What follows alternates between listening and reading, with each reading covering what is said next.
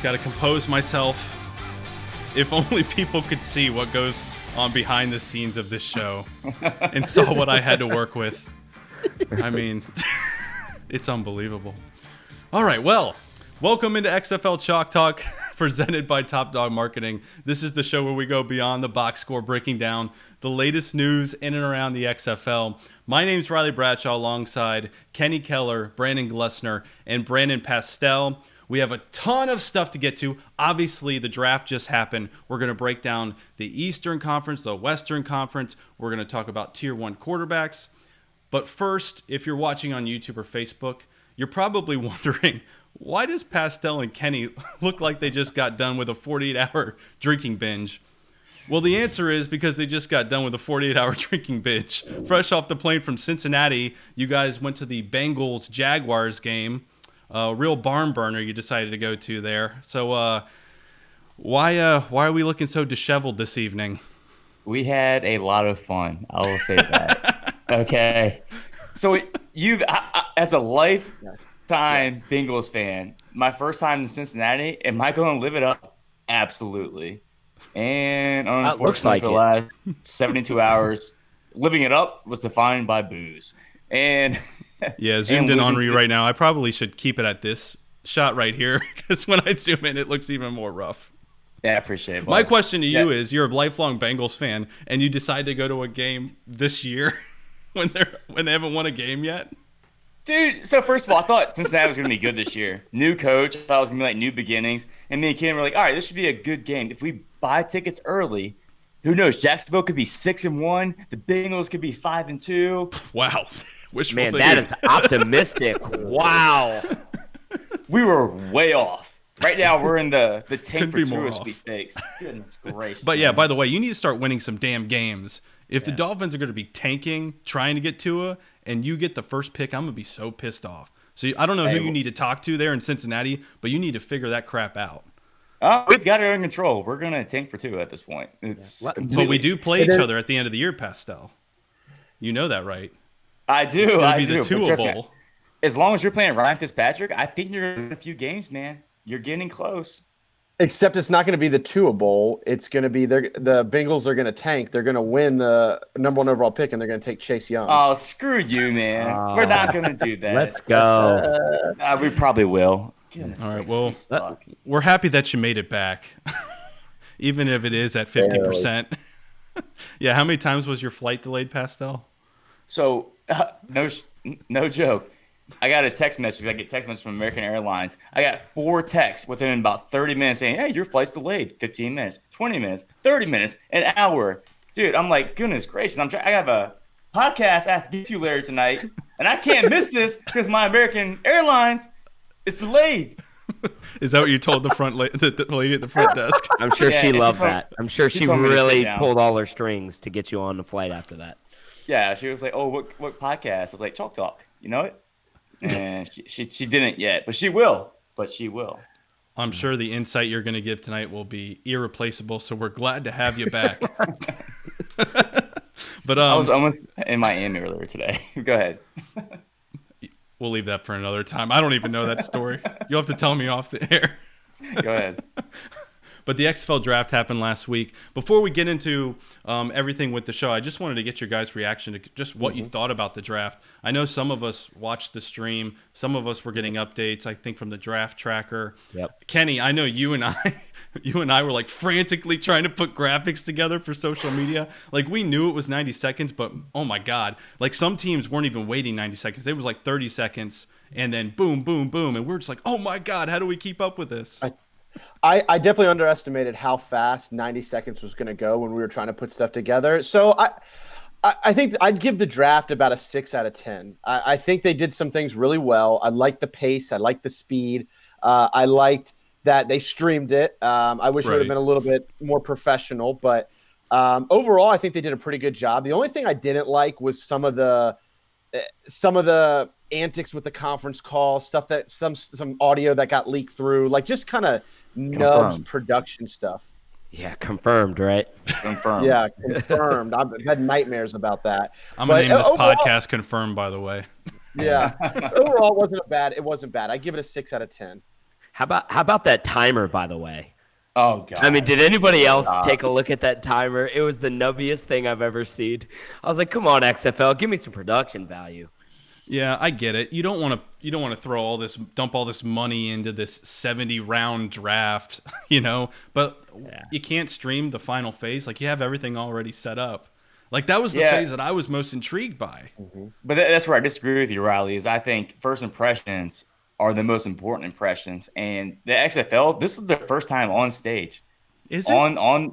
I think so at this point. I mean, yeah, they've dropped the, Landry Jones Tier 1 quarterback, but this is the first time really being on the internet, social media. No, because Oliver Luck went up there and gave the spiel about the branding on national television. Mm-hmm. So I get your point, but, I mean, that was really kind of the initial – hey, this is the XFL. I mean, they don't have unlimited funds, so they have to be very, strategic about where they put their money. And I think the fact that they streamed it's awesome. They could have done a little more in terms of production value. Like, it was a glorified Zoom call. They could have made this, the camera a little bit bigger, so I didn't have to be like this close to the freaking screen to even see which team they were on.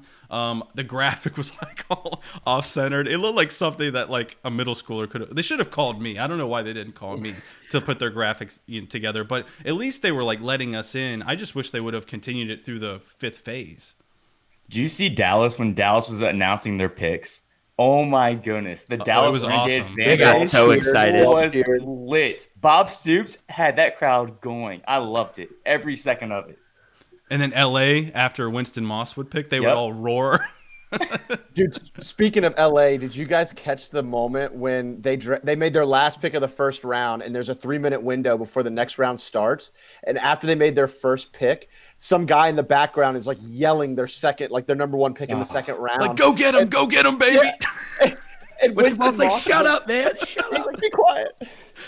We're still live. Shut up back there.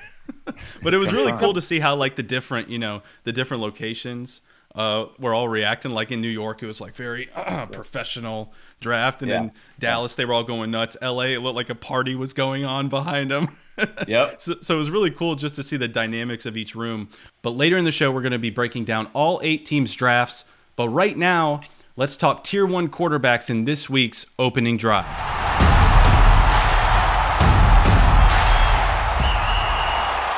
So last week we did a kind of an initial segment on the release of Tier 1 quarterbacks. And then we decided, hey, we should do some rankings. People love rankings, don't they? So what we did is we each individually ranked the quarterbacks 1 through 8. And this list you're about to see is a composite of all of our rankings.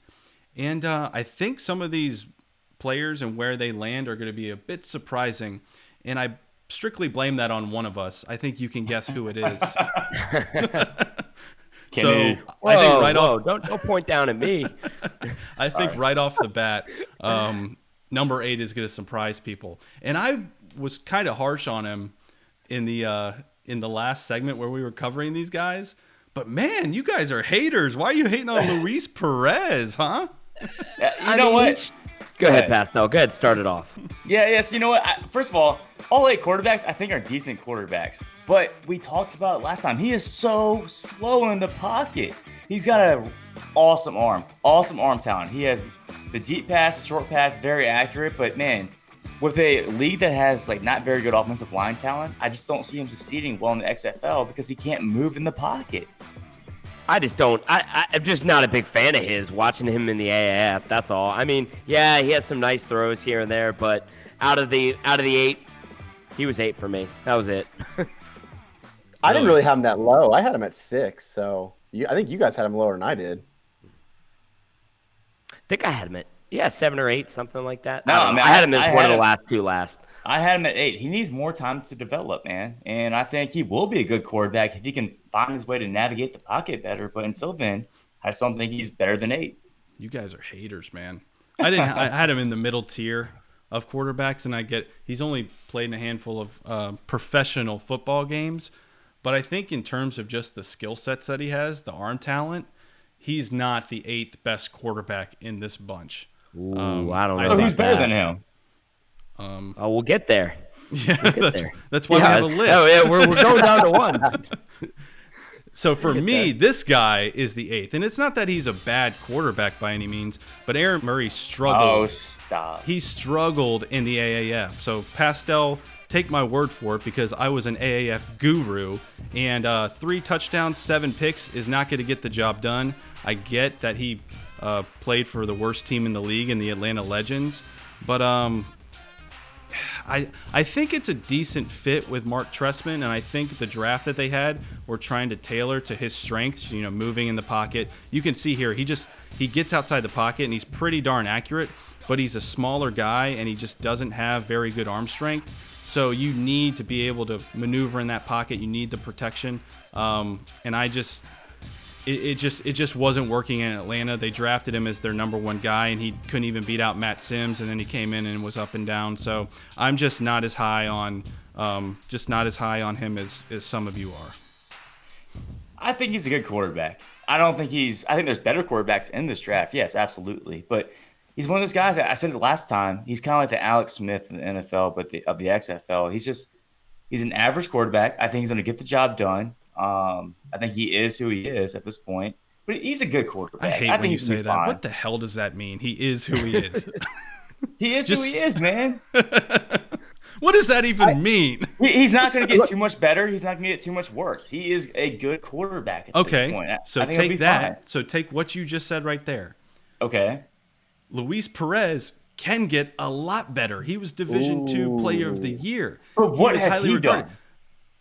Exactly. He has potential, though. He has the skill set to be good. He's in an offense with Norm Chow, and we're going to talk about this later. I know Kenny and I are in agreement that LA killed the skill phase, the skill position phase. So he has weapons around him. And as long as his pocket is protected and he has time to throw, he's much more effective than an Aaron Murray.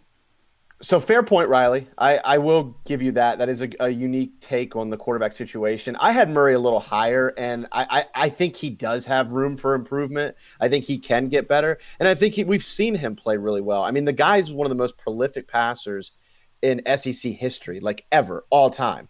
Like, you don't do that by being average. I think Pastel hit on a very good comparison with Alex Smith. Is I love Aaron Murray's makeup and moxie, and I think he'll kind of figure it out with hopefully a little bit better of a skill set around him than what he had in the AAF. I think in the rankings, you were the highest on him, Kenny. You had him all the way up at 5. Yep. Gless and I were in agreement that out of the 8, he's the 8th. And I think that by the time we get to the season, I'm not so sure that he is their tier 1 quarterback, because Oliver Luck has stated that this is a fluid list, so things could change. Mm-hmm. I get it. He was extremely successful in the SEC. He holds all types of records at Georgia in the SEC. He was a 4-year starter, so if you're starting for 4 years, you're going to have a lot of numbers. You're going to have a lot of yards. So I'm not trying to say he was a bad college quarterback.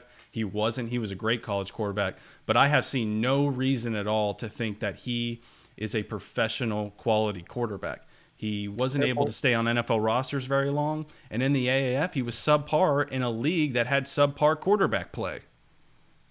Fair points. I mean, that's tough to argue. Boom! It's the way you say it. It's like, oh, he only started 4 years at Georgia. That's what my wife says. Don't give me that crap, man. Georgia, it's the way you say that. Oh my God! I get enough of that crap at home. He'll be fine. Who's number 6? Come on. I would say let's see who number 6 is. All right, number 6, our composite. We are all kind of similar. I think Pastel was a little higher on him than some of us, but Phillip Walker for the Houston Roughnecks came in at 6. I had him at 7, and purely because if the Houston Roughnecks loved him, they probably wouldn't have drafted Connor Cook in the first round. That's a great point. I love the guy's arm strength. You could see it right there on the screen. I mean, the guy could really sling it. Competed really hard for that backup spot in Indianapolis, and a lot of people thought he was going to get it. Yeah. So I'm excited to see what he can do. He's got some legs you've seen right there on the screen. So I had him at 5. So a little bit high, a little bit lower than I thought he was going to be, but I think he's going to be a solid guy. I think he's certainly better than the last 2 guys we had. Yeah, my concern with Walker, and I had him at 7, was just like Riley said, they drafted Connor Cook with the 2nd pick in the first round to compete with him. And then not only that, he looked okay in Indy in the preseason, but Indy still kept a quarterback to be their backup, who was suspended the first 2 games of the season. So I mean, they kept a suspended Chad Kelly versus a healthy Philip Walker. I like Walker. I think he's got some game in him. I'm not sold on it quite yet. I got to see more. I think he's a baller, man. I think he's a good That's QB. right. This is Pastel's guy. Pastel's a big Philip Walker guy. I mean, he He's is, hitching though. his He's a saddle. good quarterback. And trust me, I think Chad Kelly has a lot of potential, too. And I think that's probably why they kept him in Indianapolis, because they have time to groom him while they keep Jacoby Brissett as a starting quarterback. But I do think Walker has that talent. Man, I think I bet, hot take here, he might win the MVP of this league. And I think the only reason they took Connor Cook, number 2, is because they're scared of losing Philip Walker to the NFL. Hot take. Philip Walker won't be the starting quarterback for the Houston Roughnecks when we get to February Oh, 2020. get out of here. I smell a bet in a later video. That's what I smell. I smell a bet coming on. I'll take that bet. We'll have to like let this it. simmer. We'll have to come up with some type of betting odds. I don't know. I put him at 7 right in front of Murray because I just don't think his team has confidence in him if they're drafting a quarterback in the first round of the skills competition. So we'll see. It's not that he's a bad quarterback. I don't think any of these guys necessarily are bad. I think this crop is a pretty good start of tier 1 quarterbacks. But when you look at the guys ahead of him, at least on my list, he just kind of fit in that last tier. So let's move on to number 5. This is Kenny's boy for the New York Guardians, Matt McGloin. Boom. Yep, I had him in the upper tier too. I had him 4th, and I think I think he gets a lot of harsh criticism and very unfairly. I mean, the guy played solid for the Raiders. Like, he played well. It wasn't like he went out there and was just terrible. He had a 1-to-1 pick to interception ratio. And those Oakland teams, I mean, the one year they were pretty good. They went to the playoffs, but it's not like he was starting on stellar Oakland teams outside of the one season. So I think he did what he was called in to do. He's a prototypical pocket-style quarterback who's got good arm talent and good accuracy. I think he's going to be solid in the XFL. Yeah, I had him right around this range too, Kenny. I really loved him at Penn State. I thought he was a baller at Penn State.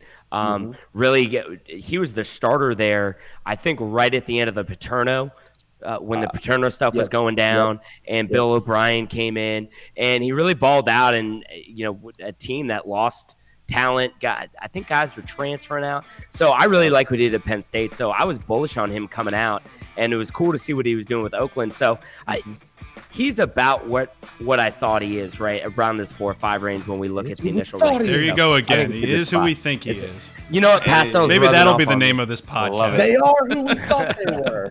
Not confirmed. Confirmed. He is who we thought he is. That's right. Well, I thought he was like number 7 on my list, honestly. Oh, wow. I'm not a big fan of him. So I compare him kind of like a Murray type of style quarterback. I just don't think he's as good as Murray. So the guy who's played in 15 NFL games and started isn't better than the guy who couldn't even make it in the here NFL? we go. I love it. Nah, I mean, come on, man. Let's not go there. I'm just saying. The eye test. It's a fair question. It's like hot take central today. When I look at Matt McGloin, man, it's just like I can't get the comparison. He looks like Eli Manning out there. Like his body, like how he walks, how he stands, how he like throws the ball. He looks just like Eli Manning. So of course Kevin Gilbride would go after a guy. If I can't get the real Eli Manning, well, who knows? Maybe he can. We'll see by February 2020. Yeah, exactly. Who knows? Yeah. But yeah, I mean, he's like an Eli Manning light. He really is. If we're talking about NFL success, then why would Rashard Davis go number 1 in the XFL draft? He's been thinking about that comeback since you said that, Kenny, Yeah, this whole time. it. He didn't hear a word that I said. He's just thinking about the comeback. These were allocated players, not drafted, so they were chosen. Just saying. Yeah, so Gilbride obviously thought something of McGloin to bring him in. I mean, he fits Kevin Gilbride's system perfectly. I mean, he can make all the throws. He's not going to blow you away with his athleticism, but that's not what Gilbride's office is, clearly, coaching Eli Manning in New York. He needs a guy that's going to stand in the pocket, be able to read defenses. Gilbride's known for having a complex offensive system that's very heavily reliant on the quarterbacking, knowing where to go with the ball. and Matt McGloin is that type of quarterback. So he comes in kind of in the middle, number 5 for us. Here's where things just go off the rails, and Kenny just screwed up the whole thing, and people are going to call us idiots because of it online, and it's all your fault, Kenny. But at number 4, we have Cardale Jones. He is way too low on this list. Kenny had him dead last, and I'm getting sick and tired. I'm getting sick and tired of all the hate you have for Cardale Jones. Dead last. And if you saw my original tweet on the original rankings, I had him 9th because I had tied for 8th was all the rest of the draft pool quarterbacks. That's how low. So much hate, Kenny. Of an opinion. So much hate. I hate. don't think he's a good quarterback, man. He loves Matt McGloin, but Cardale Jones is a scrub. Yeah. But again, National Matt champion McGloin Cardale Jones. Started games in the NFL, and Cardale Jones is just average, man. There's nothing about him that makes me think he's an elite quarterback. There's just nothing about it. I mean, other than his size, but his arm talent doesn't even impress me for a guy his size. It'll be interesting. Someone else deal with this. I can't deal with this. Yeah. All right. So just a couple points here. One, we all know his college resume, right? Won a national championship, Ohio State, blah, blah, blah. He started big games at Ohio State and won those games. Yeah, he had a really good, ridiculous roster. But when you win a national championship, all those teams have ridiculous rosters. Like, there's not a terrible team that wins a national championship. So I hate that argument. So every time he uses it. I can't stand it. Every time he uses it. I know. Second, he was a practice squad guy behind Phillip Rivers for 2-3 years.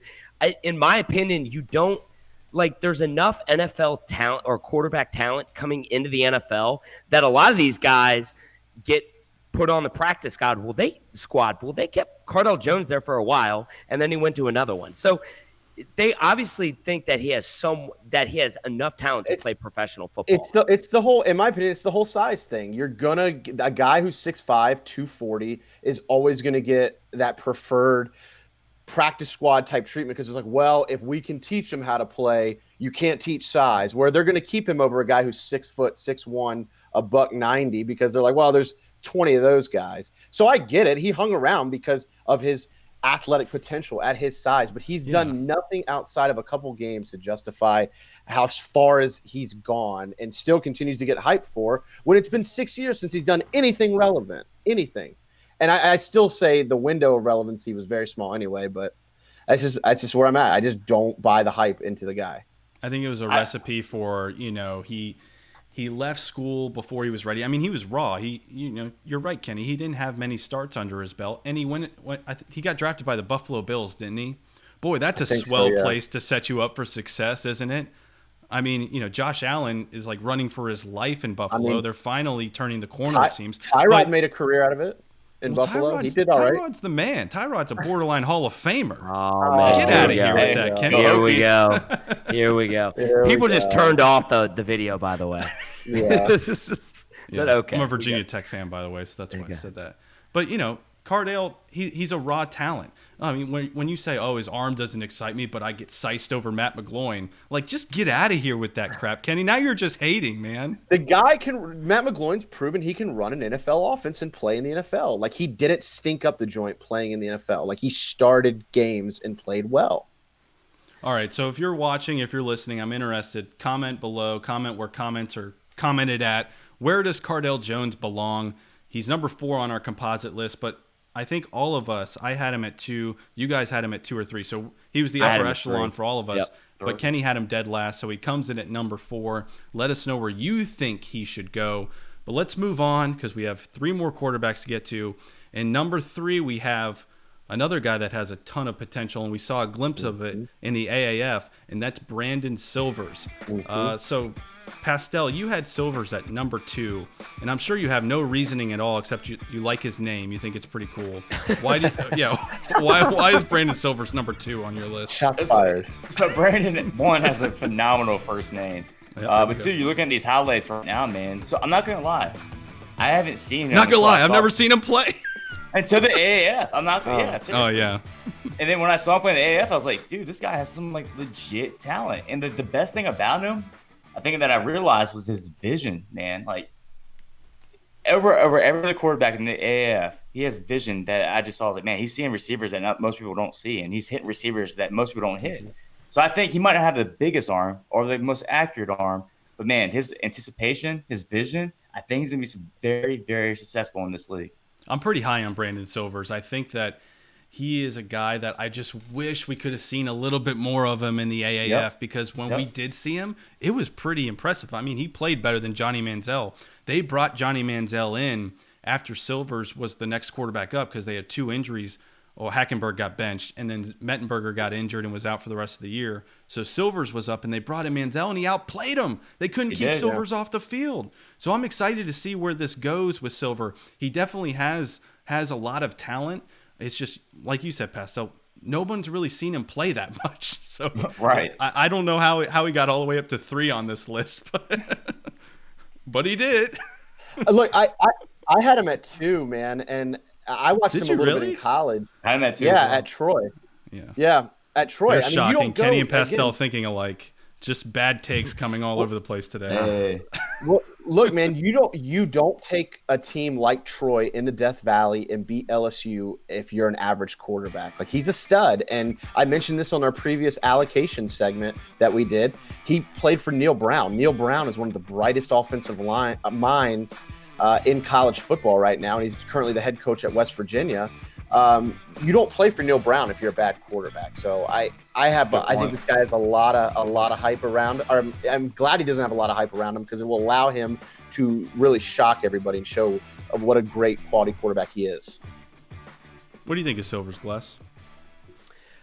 Well, actually, Kenny stole my thunder, because I just remember him from Troy. I actually did not see him play a lot in the AAF. I saw him that one game that he got in. I mean, and, he throws a nice ball, big physical guy, but I remember him balling out at Troy. So, it took me a little bit to remember who it was. When I saw him in the AF, I was like, oh, that's that guy who, obviously went into LSU and won that big game. But he was extremely successful in college. You look at his stats. I mean, I believe, Kenny, please correct me if I'm wrong, I think he was a 4-year starter at Troy. Correct. Yep. Yeah. I mean, the guy balled out in college. So, I think he's average. I definitely didn't have him 3 on my list. I had him a lot lower than this, but I know you, Gless, you were hating on the AAF quarterbacks, man. You had them dead last. I know. No all of them. The I think I had all of them. Yeah, I think he was the highest one of the AAF quarterbacks I had, though. Someone that you were really high on, and he's number 2 in our list. I think, obviously, we were all very high on him. And it's kind of weird. I think people might be a little shocked because he's the youngest quarterback in this list. Doesn't have much experience, but you can't deny the skill set, man. Like, this guy is off the charts athleticism. Jordan Teamu, quarterback from Ole Miss. He really only started for the last couple of years at Ole Miss, and he really turned up his game that last year, his senior year.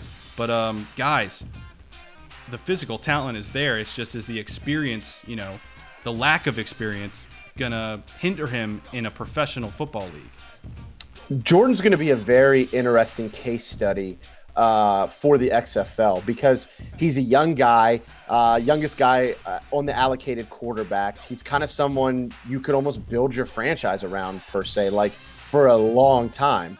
But again, you're talking too, is the experience there? We've had debates about versus experience and not experience. Obviously, even earlier in this segment, we're talking about NFL starts versus non-NFL starts.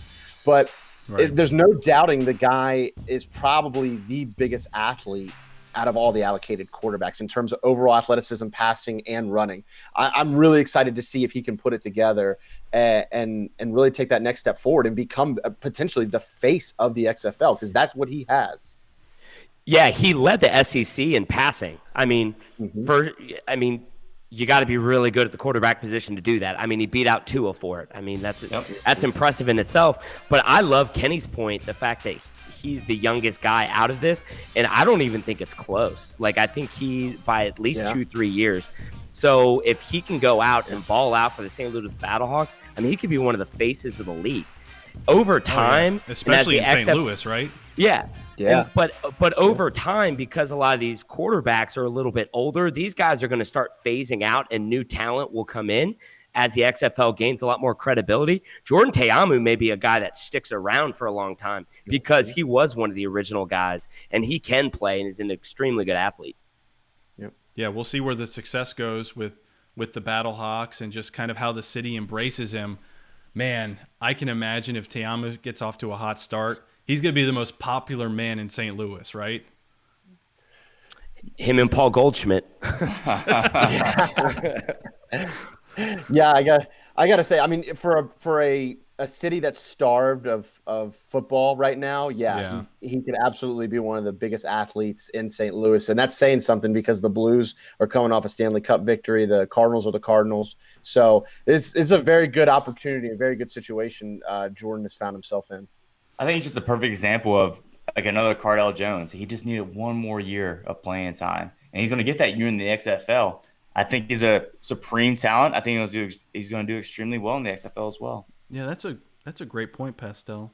They are very similar, except Cardell has a national championship, but Kenny is higher on Te'amu. And Cardell got benched, and Te'amu didn't.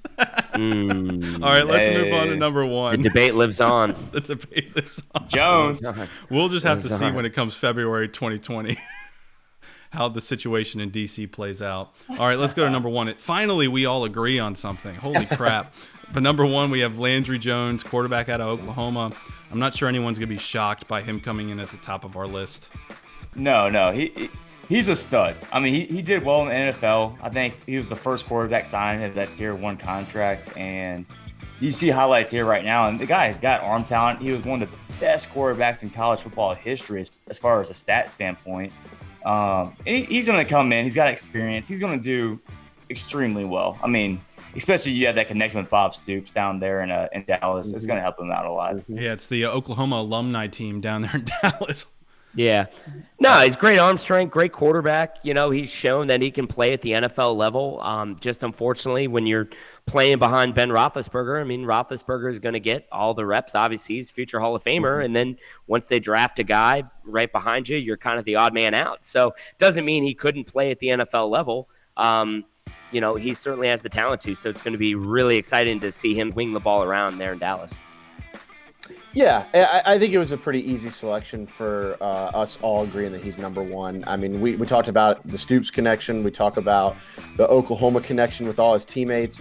But honestly, there was a reason he was the first guy the XFL signed and allocated. I mean, not allocated, but signed as a Tier 1 quarterback.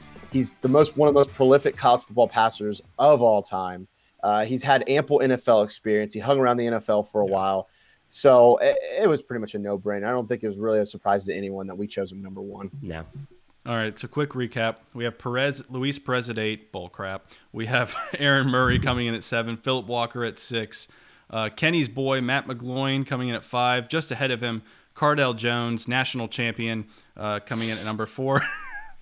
Brandon Silvers coming in at 3. Jordan Te'amu going to the BattleHawks. He's coming in at 2, and then, of course, Landry Jones at 1. So we want to hear from you guys, whether you're watching or listening. Let us know what your ranking is, what you think of our ranking. You can crap all over it. That's fine because it's Kenny's fault that he ruined the whole list. So let us know what you think in the comment section below, and we'll kind of see how it plays out when it gets to February.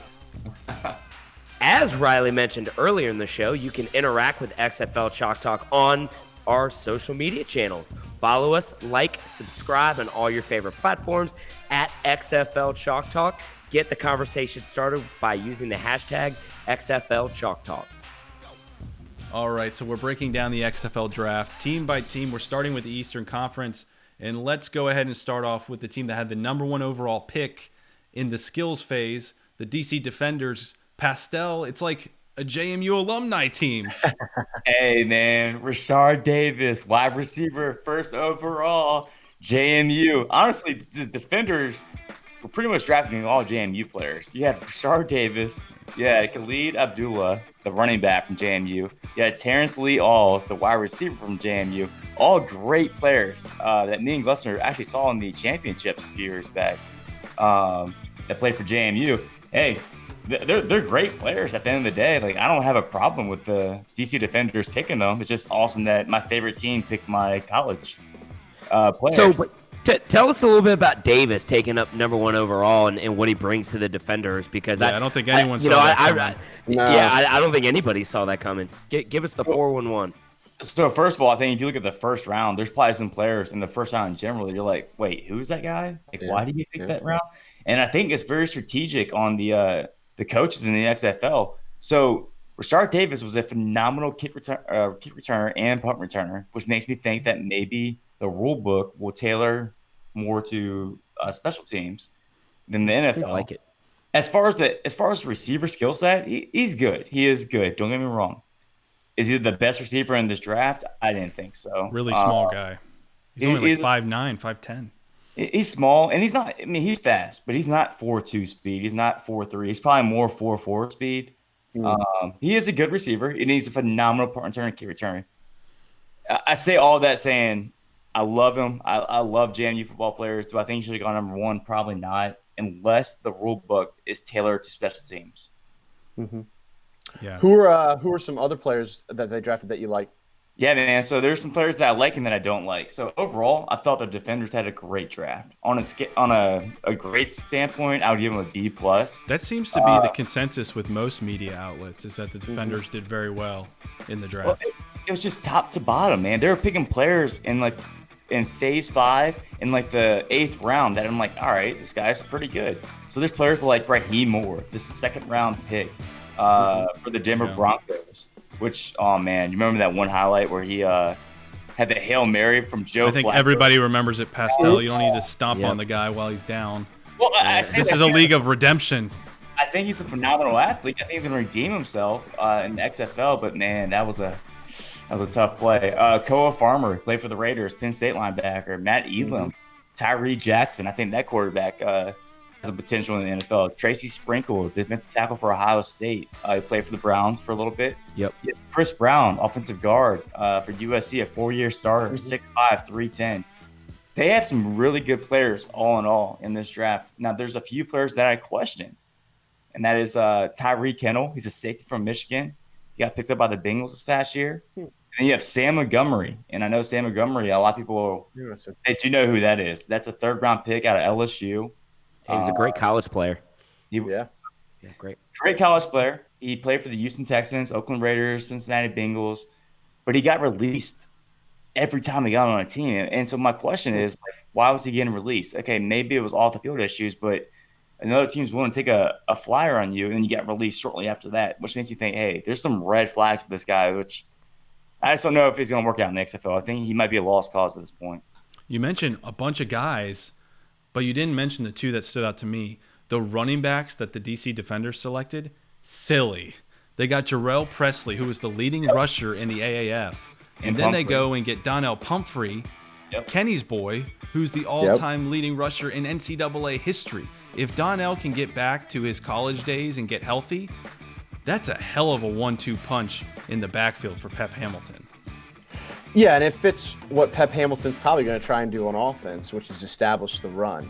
And so what a better way to do that than have arguably the two best running backs in the league potentially. Obviously, Jarrell Presley, I read some advanced stats on him where it talked about he was like one of the best college football players of all time at yards after contact, like breaking runs after he's been hit initially.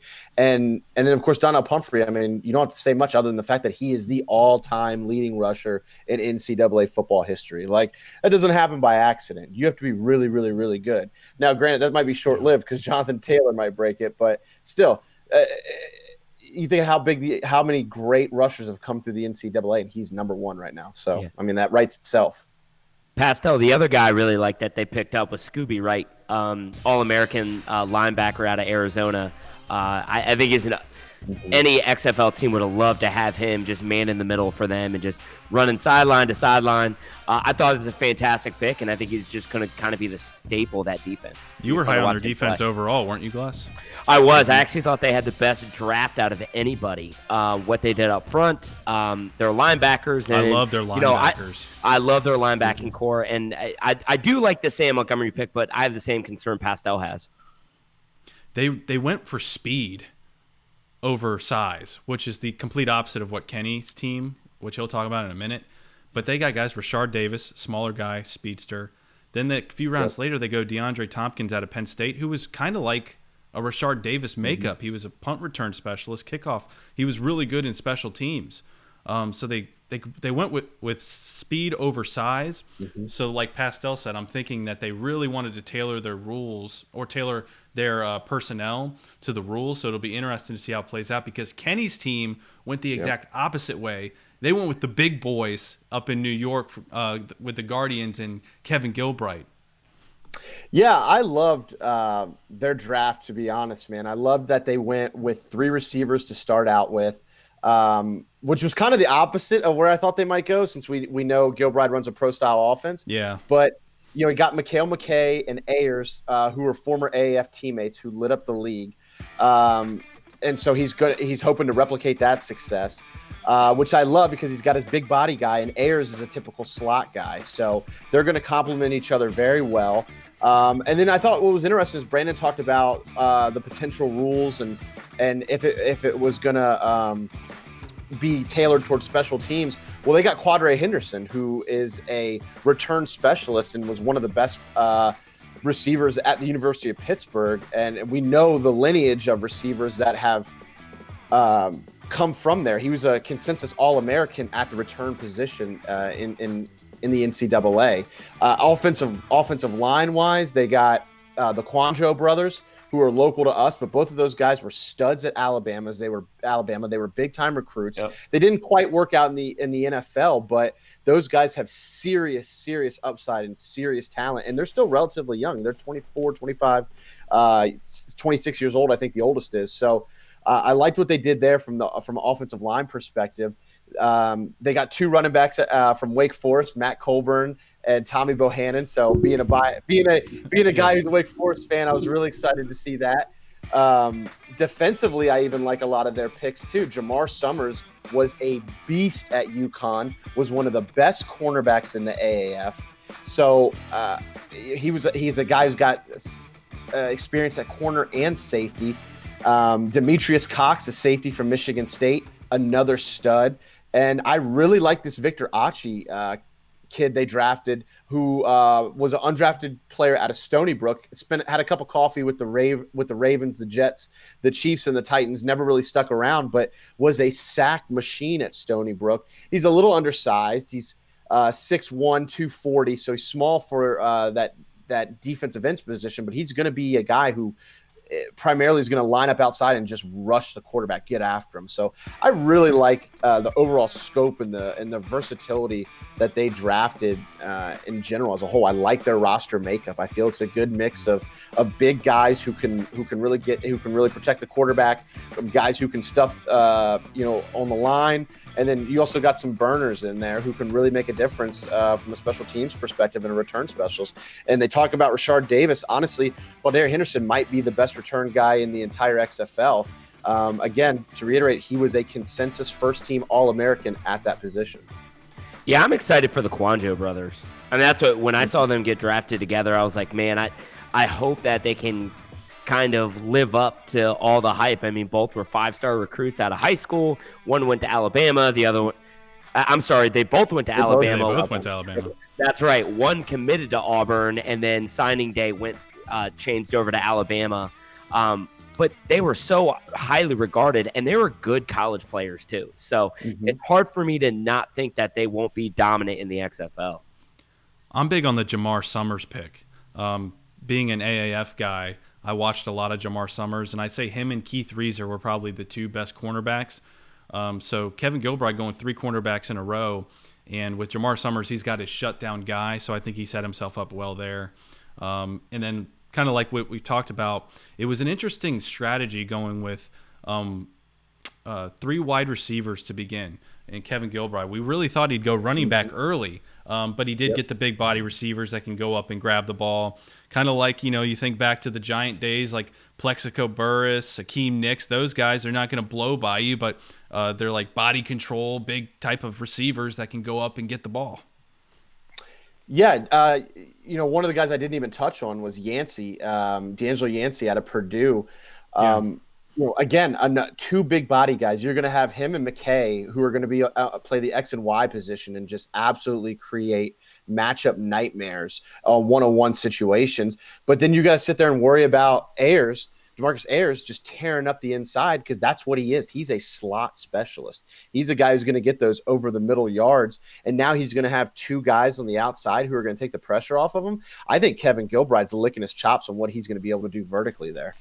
Yeah, he set up his quarterback well with some weapons to throw to up in New York. Let's move to St. Louis BattleHawks. Gless, you've been high on Christine Michael this whole time, and the BattleHawks ended up getting him a little bit later in the first round. So what are you seeing Christine Michael's outlook in St. Louis? I think it's great. As an overall grade, I gave it an A-. They drafted a ton of guys from the Orlando Apollos of the AAF, which, for those who followed the AAF, they were they were the best team in the league, right? Loved what they did. Dynamic running backs with tons of talent. You see one right there, Christine Michael. Was a stud at Texas A&M University. Had a cup of coffee in the NFL. He was the starting running back for the Seahawks in 2016. Averaged over 4 yards a carry. A physical back that can kind of really get in between the tackles, but really has surprising breakaway speed. Mm-hmm. But the other running back that they got that being a Redskins fan, Matt Jones. Matt Jones was a third-round pick out of Florida. Had some fumbling issues with the Skins, so they picked him, but that really 1-2 punch that I really liked when I saw Matt Jones come on there. I think these are a really good compliment. A couple other guys on the offensive side I just want to touch on. Guy I'm really high on, DeMornay Pearson-L out of Nebraska. So you guys talk about a Rashard Davis, who was a punt returner. DeMornay was actually first-team All-American as a freshman for a punt returner at Nebraska. Right. And you'll see some highlights here. I actually coached against DeMornay in high school. He played at West Potomac High School. And did he do this to you? Basically, yeah. He was running up and down the field. The guy's electric, and he got picked, I believe, third in that first. He was their third pick in the first phase. So just like Pastel said, when you talk about, hey, something's up with the rule book because they're picking these punt return and kick return guys pretty early. Mm-hmm. I think he was like the third or fourth that I clearly noticed. I think he's going to be a big game breaker for the BattleHawks. So I really love that pick. Tight end, they got a guy named Marcus Lucas, a 6'5", 250 out of Missouri. Possible hybrid guy. He was actually a receiver in college, but they've moved him in the NFL. He's playing some tight end. And then on the offensive line, got some guys up there. A lot of guys to be honest with you, I just really didn't know. But one guy really stuck out to me was Kent Perkins. Started 34 games at University of Texas. Was starting tackle for them. So I think they're going to be all right on the offensive side of the ball. The defensive side of the ball is what I really like that they did. Their defense is really long. They got tons of pass rushers. And if you look at the front seven part of their draft, they drafted 2 linebackers. That's it, right? Everything else were like defensive ends and defensive tackles. So I wonder if that means that they're going to be running a lot of 3-4, a lot of 3-man fronts with a lot of dime packages and nickel packages where they just won't have a lot of linebackers. So I thought that's what really stuck out to me. And all the guys that they got were like long, 6'5", 6'6", a couple guys off the top of my head. Terrence Garvin, was a rush end at West Virginia, also played for the Apollos. Andrew Ankara was an All-American at JMU. 6'5". Naming off those Apollos, man. Dude, I know. Yeah, well, that's what I mean, man. They basically drafted the Orlando Apollos of the AAF. And then you get in the secondary, and Will Hill's obviously the big name, right? And that's a guy that we all really liked. Big-time ball hawk. A lot of people comparing to Mark Barron in the NFL. And you can see right here, guys just always around the ball. So I really like what they did, especially on defense. I think defense, they got some studs that they're going to be able to play with. They got some playmakers. And then they got Kenny Robinson, the safety out of West Virginia, who everybody was following, being the first guy to come from the college ranks and making the jump to the XFL. So that was pretty cool as well to pair him up with Will Hill. Look at this hit right here. Oh, my God. Boom. On the Jags. Yeah, it's going to be dynamic. I had to make sure I played the highlights through to this one. But here's the thing. With all the wide open offenses we're going to see in the XFL, I mean, you have to have 2 dudes back there that can play. I mean, those guys can play. I think St. Louis has possibly the best secondary in all the XFL. Like we talked, like obviously you just talked about Will Hill, talked about Kenny Robinson, but the guy nobody mentions is Charles James. That guy's a baller, man. Like I don't remember if you guys remember him being on on Hard Knocks and being on the Texans for a couple of years, but he's really, really good. It's interesting that they drafted out of their first 5 picks in the defensive back phase, 4 were safeties. Yep. So it's interesting. They really weren't balanced in terms of their picking. Like they went heavy, like Gless said, only a couple of linebackers. They went heavy on the line, and then they went heavy at safety. So it kind of like gives you an insight of to what they're planning to do on the defensive side in St. Louis. Just really interesting. Yeah. Hey, Gless, I just had a question for you, man. What do you think about Brogan Roback going number 2? Oh, their I second know. overall draft pick. You know, I saw that, and when it instantly came out, I don't know, man. I mean, yeah, he was a guy on Hard Knocks for the Cleveland Browns. I don't know. I mean, he was a quarterback at Eastern Michigan. He may be a nice quarterback. I'm not quite sure why he's picked there. I don't know much about him other than he was on Hard Knocks, to be quite honest with you. And when I saw his name, I kind of scratched my head just because I don't know much about him. Well, I just thought it was interesting that he went their second pick overall was a quarterback, where I can understand a Connor Cook, who we all know is good. Well, I don't know about this guy. But it's kind of what we've all been saying. We knew that the running back position and the receiver position was going to be stacked, right? There's tons of talent. You can find a lot of really good guys, find a lot of punt returners, apparently. I mean, we got All-Americans all over the place. Yeah. But I get there's just not enough quarterbacks, so I guess you got to take what you can get. I guess it's so cool that these undersized, quick guys maybe don't fit in the NFL game anymore, especially since they've gotten so far away from the kickoffs. But the XFL is trying to bring the kickoffs back. I mean, it's not official yet, but they're talking about moving the kicking team up so they can have more kickoffs. So they're limiting the impact. So it's not just a bunch of touchbacks. They're doing the 5-yard halo rule like they do in the CFL. So I mean, we're as we go through it, guys, we're seeing a pattern of these quick guys that not only can contribute on your offense, but in the special teams game as well. I think that that's something that shouldn't definitely not be overlooked. I mean, there's a guy with the Tampa Bay Vipers that kind of fits that mold that I want to talk about. But I need to start, if we talk about the Vipers, we got to talk about their number 1 pick, Nick Truesdale. Kenny, I know you listed him as your X factor, so I'm interested to see what you think about him. To me, it's kind of a head scratcher. He's the first tight end off the board. It just seemed very early. I don't think the next tight end off the board came until round 4. So I'm not sure why they, pushed their chips in for their first round pick on a guy that we talk about, a guy that's been there and done that. This guy has not been there, and he has not done that. He left Cincinnati because he got kicked off the team, transferred to Grand Rapids Community College, tore his ACL the first game of the year, decided, all right, that's enough. I'm signing pro. And then he was with the indoor league for a while, didn't really do much. Then he went to the AFL. He had almost 1,000 yards and 23 touchdowns in 2015. So that was like his one stellar year. And then it fell off again. He was with the AAF with Salt Lake, and he had decent success. He was a big target. He's a pretty quick guy. I mean, he's an athletic tight end, a pass catching tight end. But like, I just don't know why you spend your first round pick on him. It's just kind of interesting that Tampa Bay and Trustman is because Aaron Murray, with the lack of arm strength, they wanted to get him a security blanket. Yeah, that was a little subtle shot. Okay. I think Riley, I think to me, there's just not a lot of 6'5", 250-pound guys, especially much less in the NFL, but especially in the XFL draft, that are out there running 4.5 40s. Like, the guy is a complete mismatch athletically. The question is can he put it together? I mean, we've seen spurts of it, I guess, in lower competition, and obviously he didn't really have a lot of opportunity in college with injuries and personal issues. So, I mean, the reason he's an X factor for me is because if he pans out, he might be one of the best players in the league athletically. Like, he might be from size and speed and athleticism, he might be the number 1 guy. And if he doesn't work out, then you wasted your first round pick. So that's why it's such an X factor for me is he's either going to be ridiculously amazing and be such a mismatch, or he's going to be just, another run of the mill guy. And he's a guy, unfortunately, you picked middle of the first round. Yeah. It's just, go ahead, Gless. You know what I think, Riley? It shows that the skill is there, and Mark Trestman wanted the best player at his position, right? And maybe that there was a receiver. Like I said, the next tight end went off the board 3 rounds later.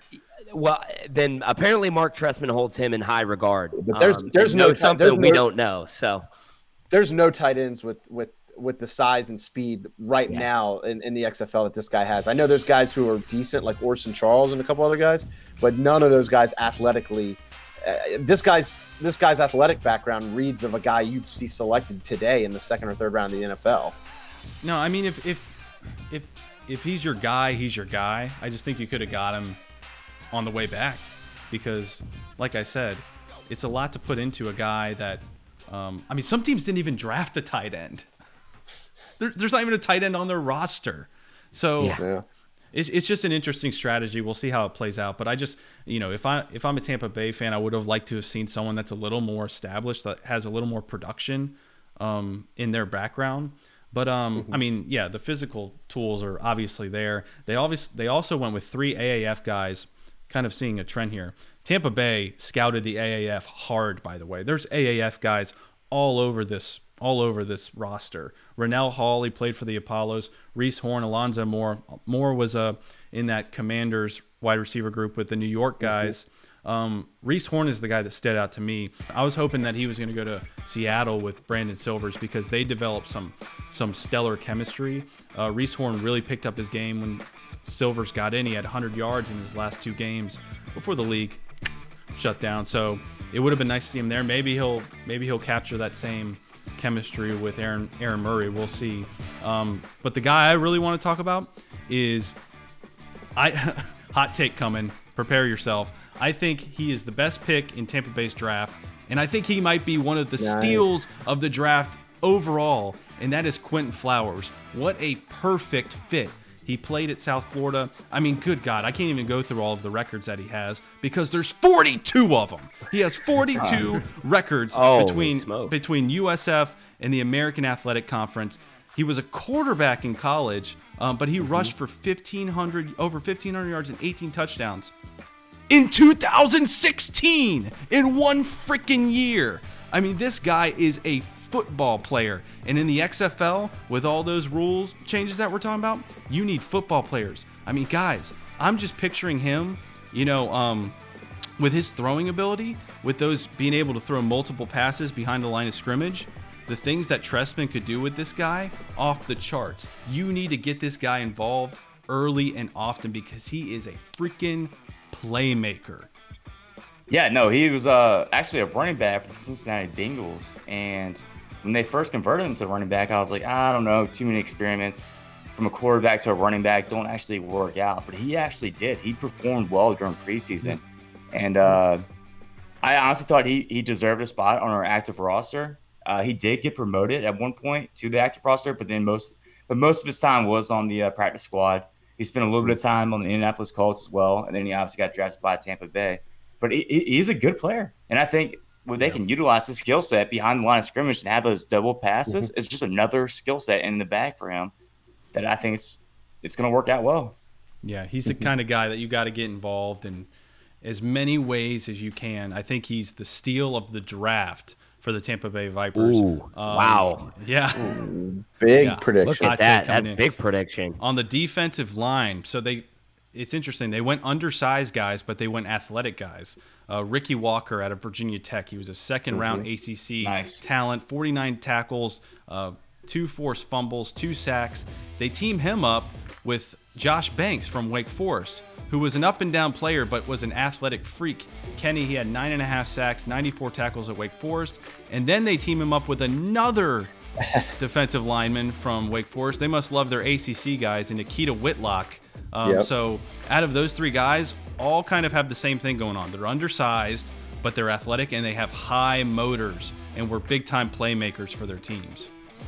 Yeah, and touching on Nikita Whitlock, he might be the strongest player in the draft. He had 43 reps at 225 pounds at his pro day.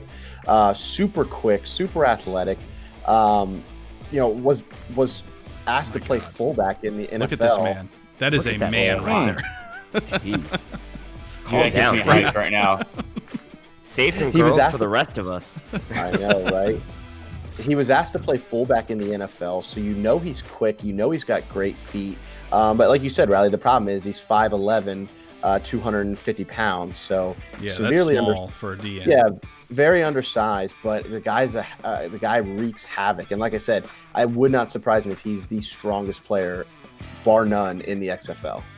Yeah, I'm a little concerned about their secondary, but they get Reggie Northup in the middle for their middle linebacker, another Apollo guy. He was the leader of their.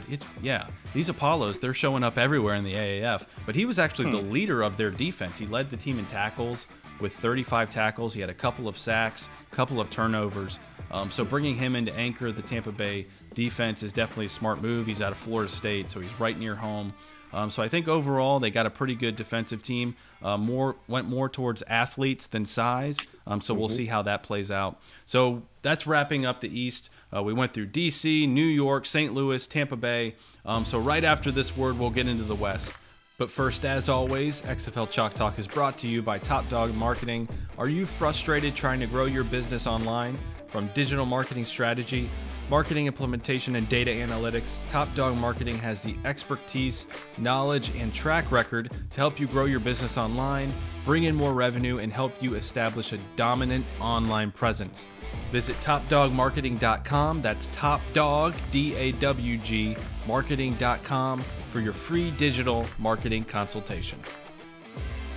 All right, fellas, let's move on to the Western Conference, and we're going to start down in the Oklahoma University alumni party down in Dallas with Bob Stoops. Pastel, why don't you kick us off? Who stood out to you in Bob Stoops' draft? Yeah, so there was definitely a lot of Oklahoma players that was drafted by the Dallas Renegades. But some of the players that I like and that stood out to me were, one, Jeff Bidet, Tommy Lee Lewis, Stacy Coley, Willie Beavers, Ryan Broyles, Trey Watson. But most of the theme for this whole draft class was speed, speed, speed.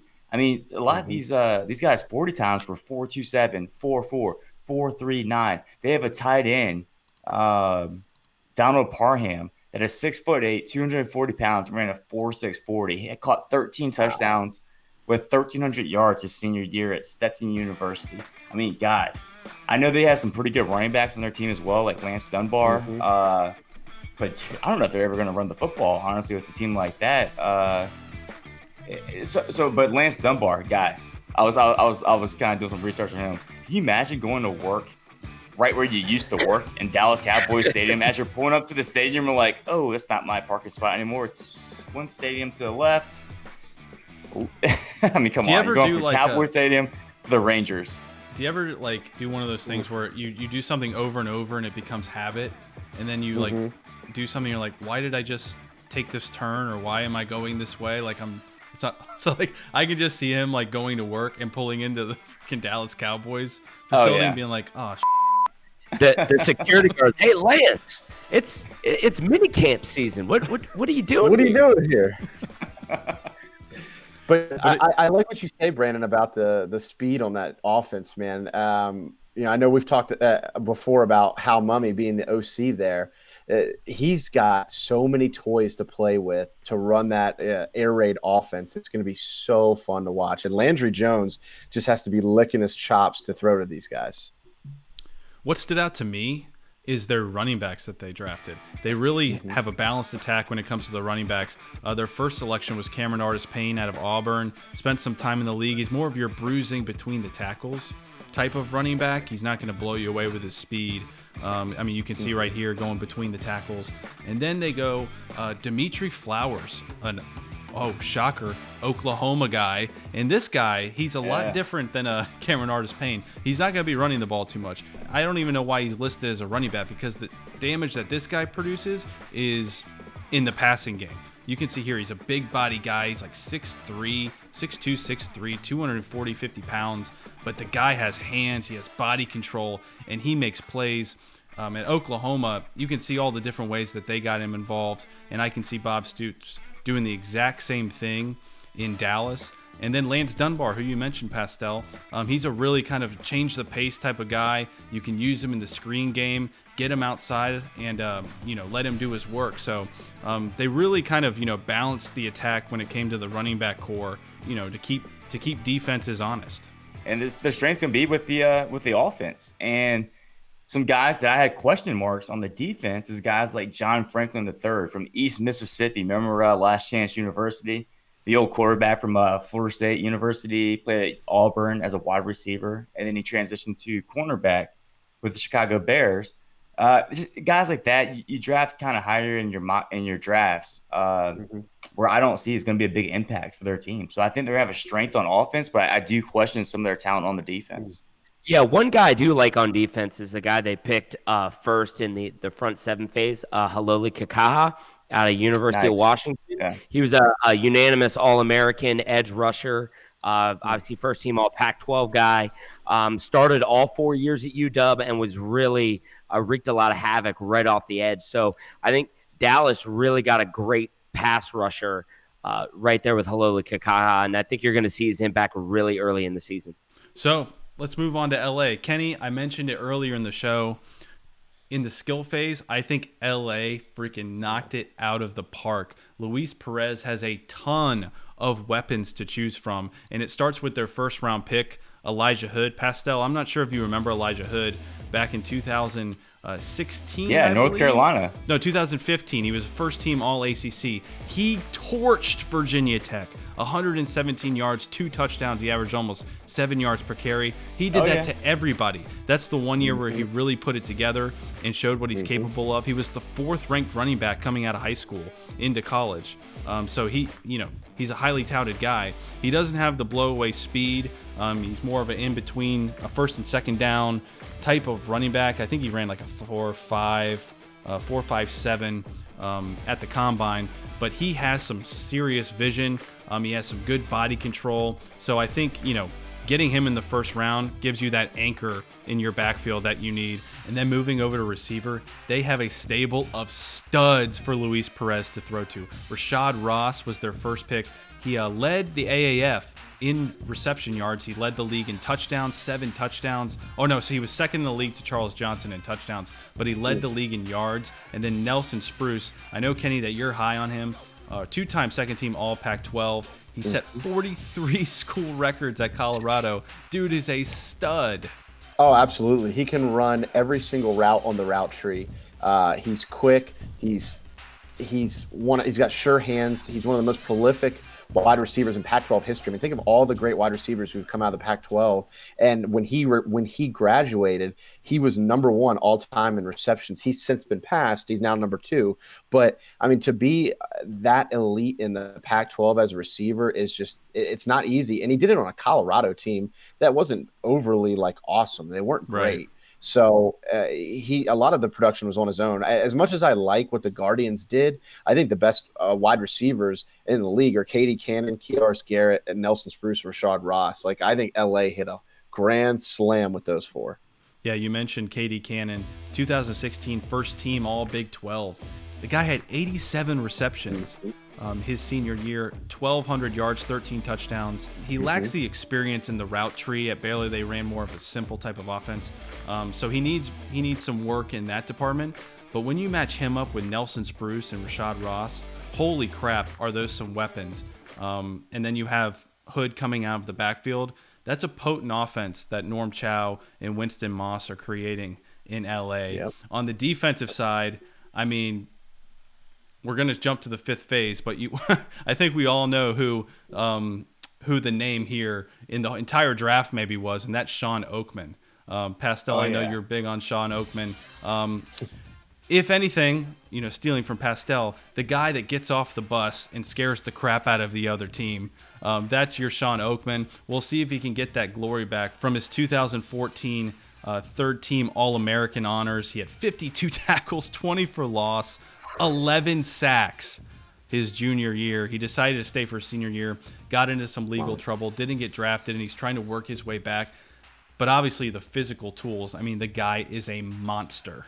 Well, the skill set's there as well. I mean, the guy was really good. Like you just said, 11 sacks his junior year.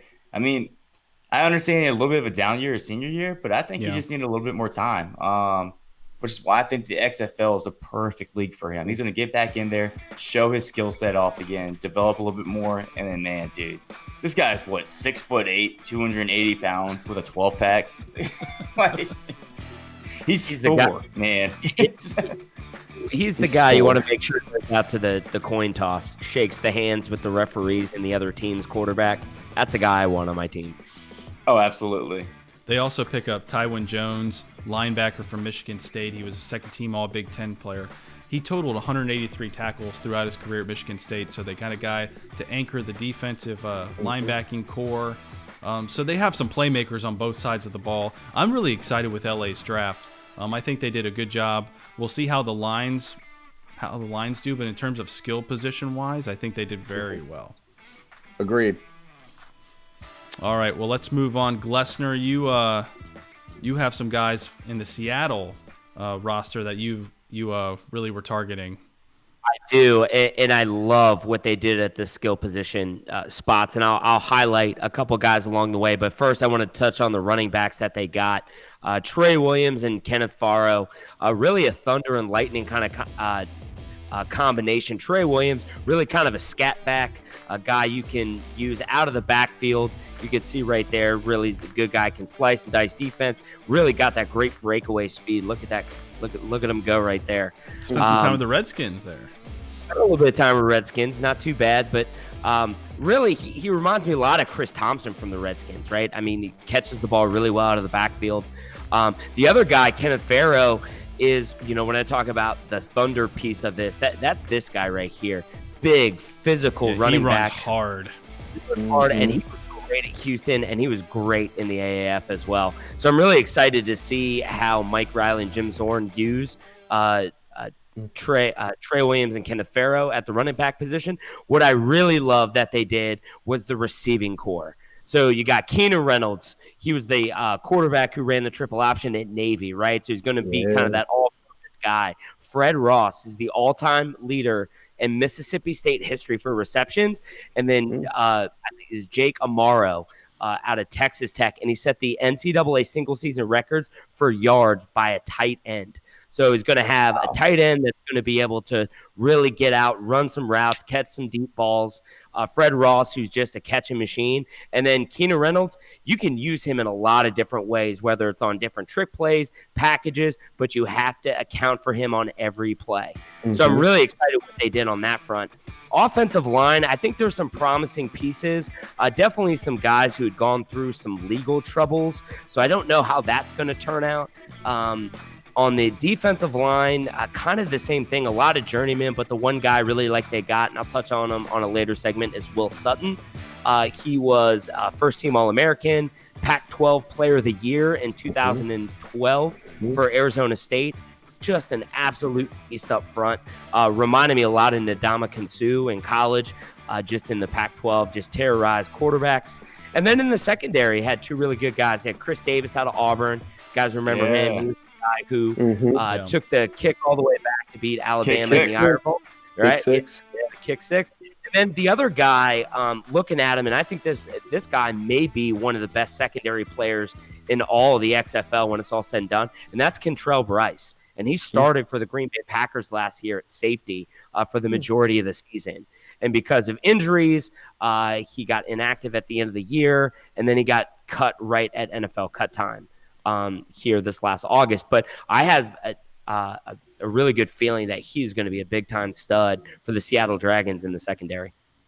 I thought it was very interesting that Seattle, with their first two picks, Jim Zorn, like a week before the draft, was doing an interview, and he said something to the effect of, they're going to throw the ball a ton, like 90% of the time, a ton. And then they turn around and they draft two running backs. No, first two picks.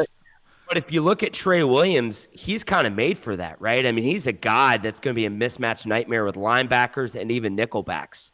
And that's kind of really his forte. He's kind of that scat back, a guy you can catch out of the backfield. And then just look at the receiving core. Keenan Reynolds, Fred Ross, and then Jake Amaro. I mean, it's going to be a heck of a receiving core for Brandon Silver is going to be able to throw to. I'm sure Mike Riley had something to do with that as well from his AAF. He was coach of the Commanders, and what do you know? Williams and Farrow were teammates with the San Antonio Commanders. So it's a small world, right? They're going to be fun to watch on offense, though. I think they're going to be one of the more fun offenses that we'll talk about all year long. I really do. They got a lot of playmakers on the offensive side of the ball. All right, so let's go ahead and wrap it up with Houston and the Roughnecks. Kenny, what did you think of the Houston Roughnecks draft?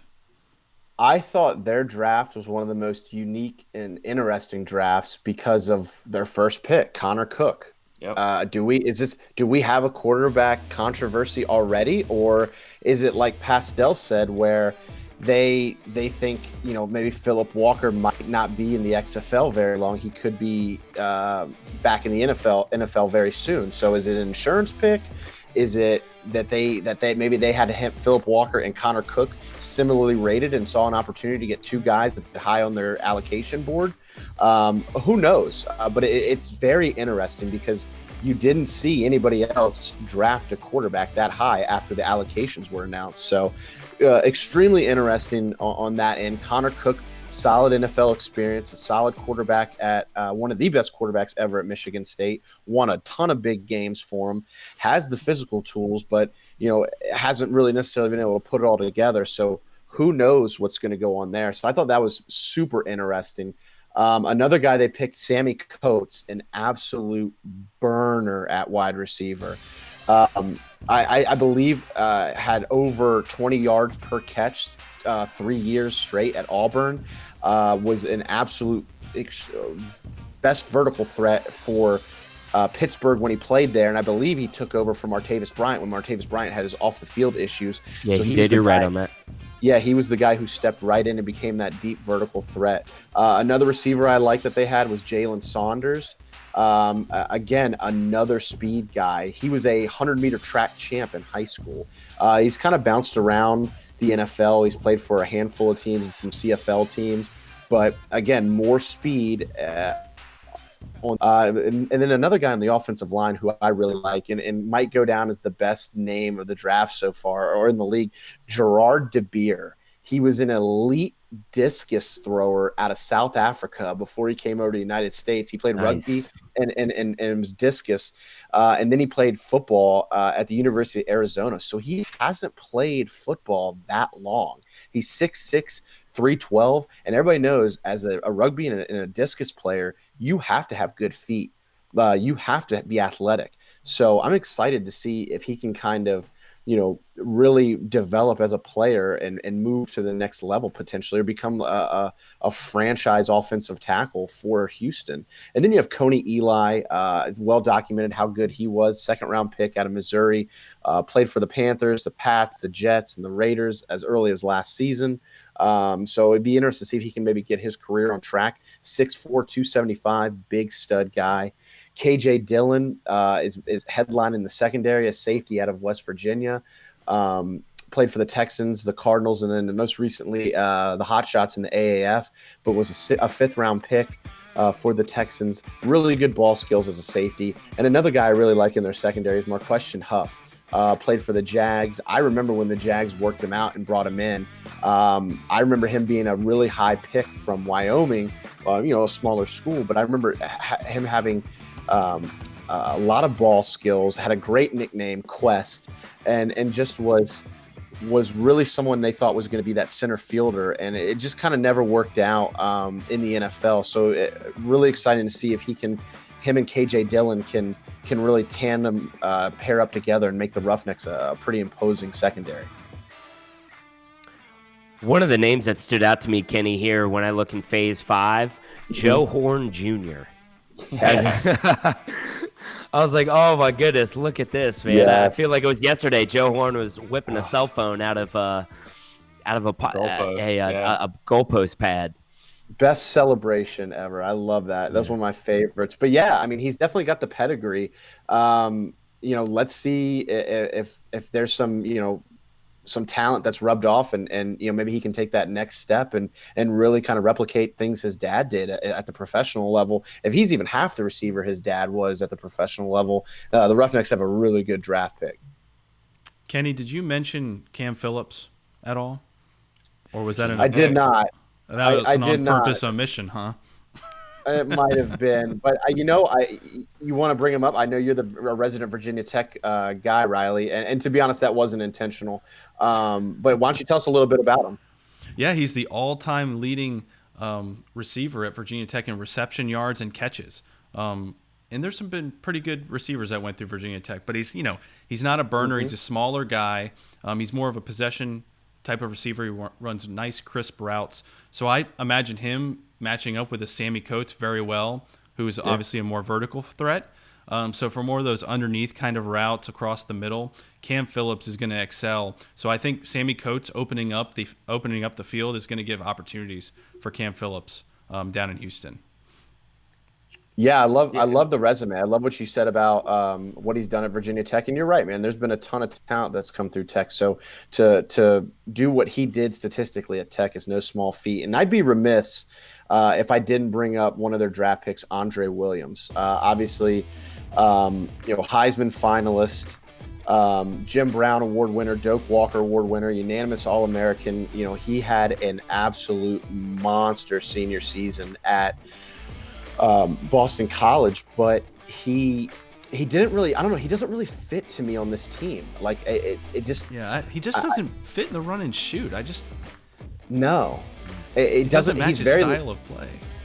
Yeah, he's very limited. He's kind of a plotter. He's a bigger guy. He's more physical. I'm not saying he's going to be a bad draft pick for him, because I think anybody who's got that kind of resume isn't necessarily a bad pick, but I just don't know schematically if he's a great fit for the team. Yeah, it'll be interesting to see how they get him involved, because Kyle Hicks, their 4th-round pick, that guy fits the run and shoot perfectly. I could see him tearing things up in June Jones' offense. But then they bring in Andre Williams. Maybe it's just for a change of pace, maybe strictly for goal line purposes. Who knows how they get him involved. But, I mean, the resume is obviously there from his days at Boston College, so they'll have to find ways to get Andre Williams involved. Yeah, you guys kind of called it. I mean, the run and shoot, the old run and shoot when it was invented was under center, but nobody's been under center in the run and shoot since, I don't know, the 60s. Warren Moon.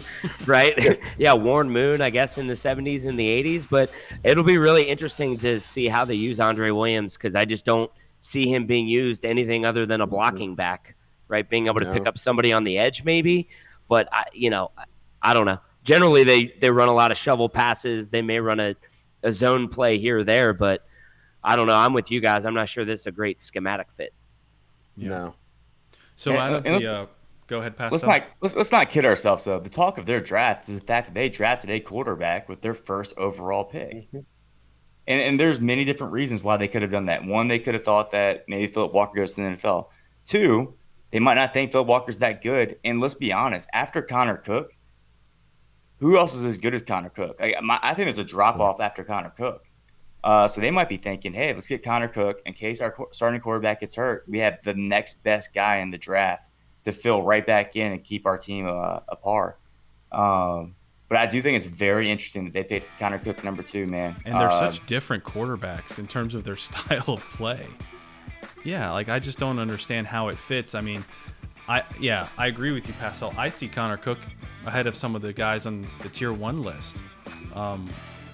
If he was a Tier 1 quarterback, I'd be probably putting him, somewhere in the middle of that list. But when you look at him fitting in the run and shoot, I mean, he's totally different than a Philip Walker. So usually when you bring in a guy to be your backup, you try to find a guy that fits the mold of your offense. So if you lose your starting quarterback, your backup can come right in and, he fits in what you're trying to do. You don't have to totally flip everything you're doing. So yeah, I just don't know if they're going to be searching for their identity, and when it comes training camp, they're going to see who wins out and kind of takes the reins of this team and then mold the offense around them. It's just an interesting fit because the 2 quarterbacks, their styles don't match at all. Yeah, it's gonna be fun though. It's gonna be good to see a QB battle in training camp. I mean, we don't have a lot of training camp stories, but that's definitely gonna be one of them as we go through the offseason is who's going to win the quarterback position in that training camp. And I would not be surprised if it's Connor Cook, as much as I am high on Philip Walker. I think one thing's for certain, whoever's at quarterback, the run and shoot and June Jones, it's going to be an exciting brand of football down in Houston. I think when you look at the West overall, you have some amazing offensive minds. It's pretty impressive with June Jones, Hal Mummy, Norm Chow. I mean, these are big-time offensive guys. So it'll be interesting to see how they implement these players as we head towards 2020. What's up, football fans? This is Riley from XFL Chalk Talk. Subscribe to our YouTube channel and hit that notification bell so you can stay up to date on all things XFL and interact with us on social media, Facebook, Twitter, Instagram, at XFL Chalk Talk.